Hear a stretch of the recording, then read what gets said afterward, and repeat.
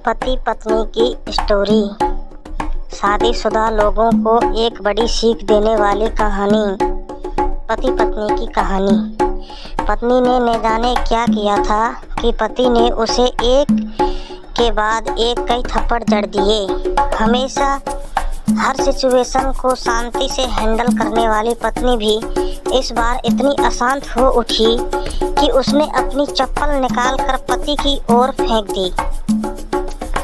चप्पल पति के बालों को छूते हुए निकल गई। ये किस्सा यहीं पर खत्म हो सकता था, मगर पति ने इसे अपनी मर्दानगी का विषय बना लिया और बात बद से बदतर होती चली गई। रिश्तेदारों ने भी आग में घी का काम किया।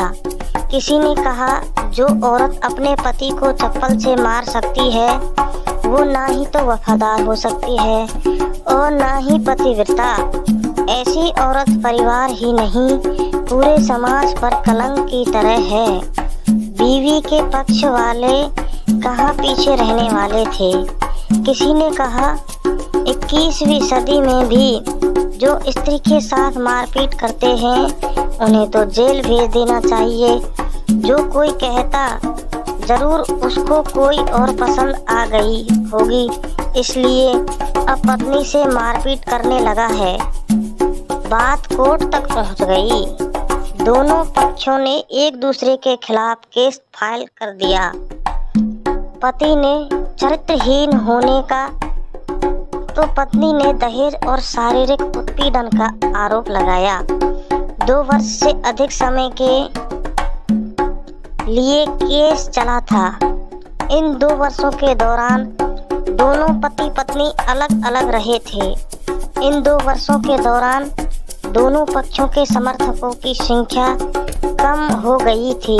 पहले जहां दोनों पक्षों के समर्थकों का समूह होता था, अब गिने चुने लोग रह गए थे। पति और पत्नी दोनों की आर्थिक स्थिति भी इस समय के दौरान नीचे गिर चुकी थी, जिन्हें वो अभी शुभचिंतक समझ रहे थे। पैसों की बात आते ही उन्होंने भी अपना पलड़ा झाड़ लिया था। अगर कोई देने को राजी भी हुआ तो मोटे ब्याज की शर्त पर। आखिरकार वही हुआ जो सब चाहते थे, डाइवोर्स। हर कोई खुश था, दोनों पक्षों के रिश्तेदार, उनके माता पिता और दोनों के वकील। लेकिन 5 साल की सुखद शादी और एक सुंदर बेटी होने के बाद मिले इस डाइवोर्स से पत्नी मूक थी और पति शांत। शायद ये एक इत्तेफाक ही था कि इस खुशी को मनाने के लिए दोनों पक्ष के लोग एक ही चाय की टपरी पर बैठे आमने सामने। इत्तेफाक इसलिए क्योंकि ज्यादातर लोग जो एक दूसरे के विरोध पक्ष को सपोर्ट कर रहे थे वे एक दूसरे को अच्छे से जानते भी नहीं थे। पति पत्नी भी इन सभी से दूर एक दूसरे के सामने मेज पर बैठी।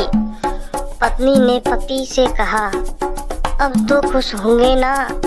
तुम्हारे मन की जो हुई है मुबारक हो। तुम भी तो आज जीत गई हो। मुझसे तलाक तो तुम्हें भी मिल गया है। Congratulation to you too. पति ने कहा, तलाक को तुम जीत का प्रतीक समझते हो? पत्नी ने पूछा। पति चुप रहा। थोड़ी देर की शांति के बाद पति ने कहा, मुझे तुम्हें 5 लाख रुपए अभी और हर महीने 8,000 देने का आदेश है।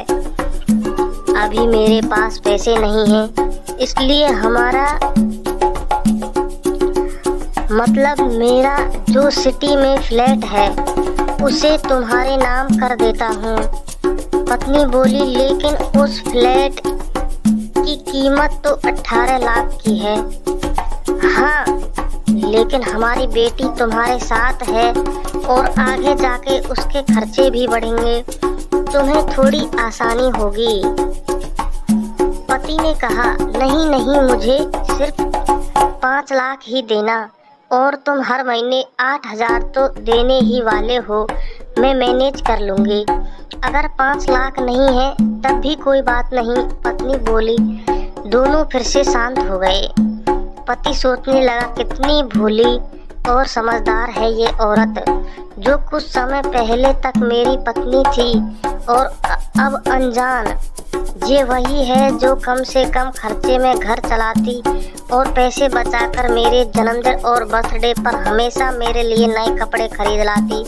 कभी बीमार भी हो जाती तो पैसे बचाने के लिए मुझे मालूम नहीं होने देती और घरेलू नुस्खों से अपना इलाज कर लेती।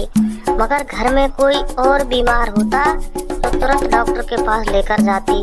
मेरी ही मति मारी गई थी। मैं ही अपनी झूठी मर्दानगी के चक्कर में इतनी बड़ी गलती कर बैठा।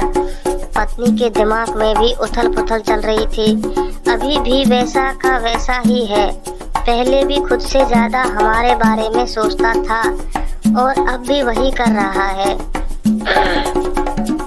ये वही आदमी है जो मुझे एक्सीडेंट से बचाने के लिए खुद मोटरसाइकिल के आगे कूद पड़ा था और अपनी उंगली तोड़वा बैठा था। पता नहीं कौन सी मनहूस घड़ी में ये झगड़ा कर बैठे। पति ने मौन तोड़ते हुए पूछा, अब तुम्हारे कमर का दर्द कैसा है? ज्यादा तकलीफ तो नहीं होती?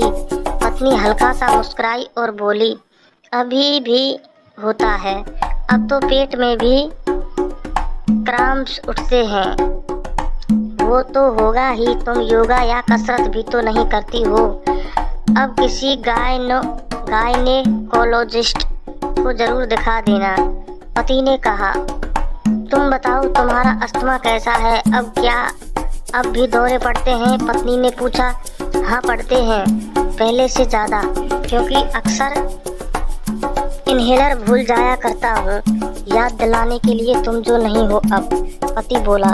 पत्नी की आंखों में आंसू आ गए। वो बोली, तुम्हें मेरे चरित्र पर सवाल नहीं उठाने चाहिए थे, तो ये परिस्थितियाँ आती ही नहीं।